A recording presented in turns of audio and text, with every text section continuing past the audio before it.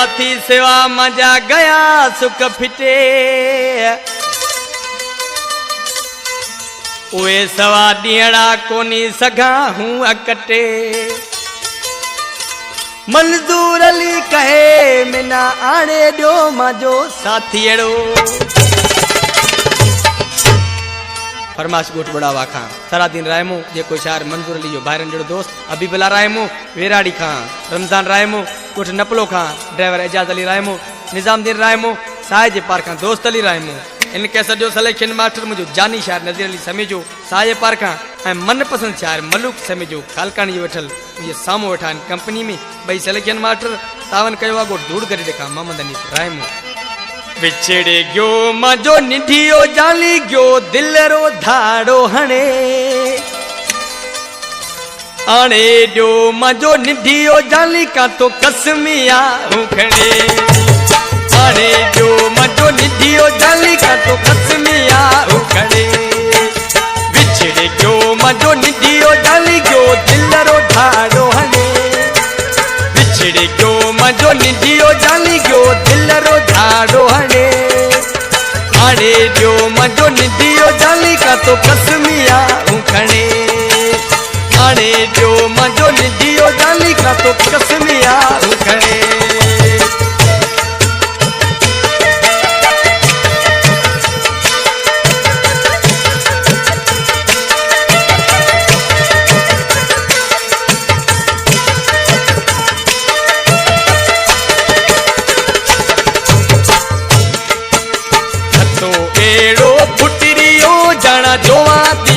सजो कदे मांजे निधिय जाल से एड़ो नीह लगो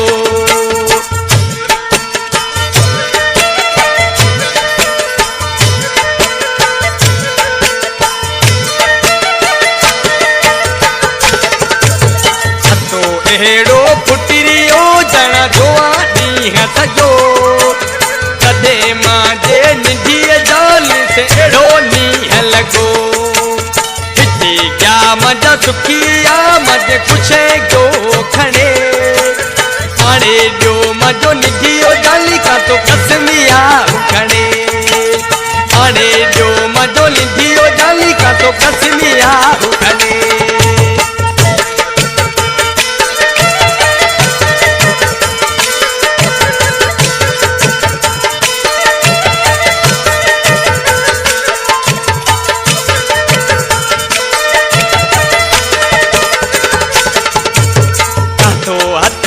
बदे हूँ जा मिला नी अचजे की करा हूँ दुखायल ओ मज को तो मने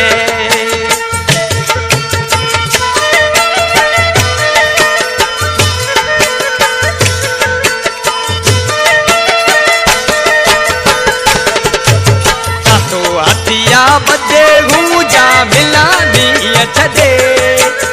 की करा हूँ दुखायल मदी को तुमने लगे सुनो ए वेड़ियो मजो अंदरियो जो बड़े आड़े जो मजो निधियो जाली का तो कसमिया खणे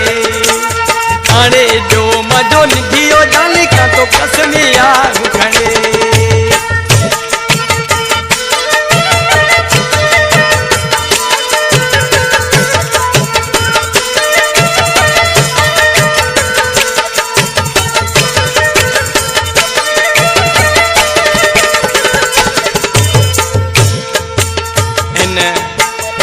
जो शायर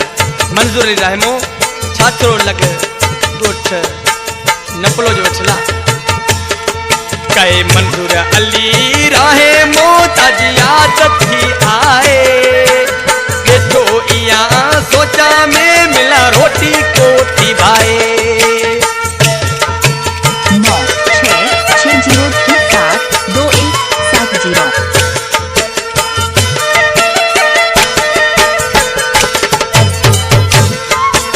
मंजूर अली राहे मोताजी आदत थी आए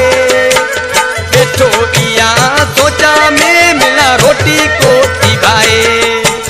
सरते सहेले ताना दे जो फोटू ताजा खणे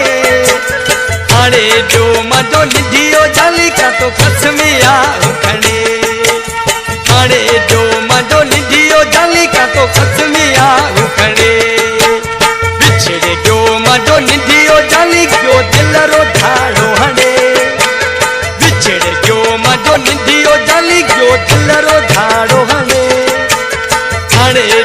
मजो निधियो जाली का तो कसमिया उखड़े। हाणे जो मजो निधियो जाली का तो कसमिया उखड़े।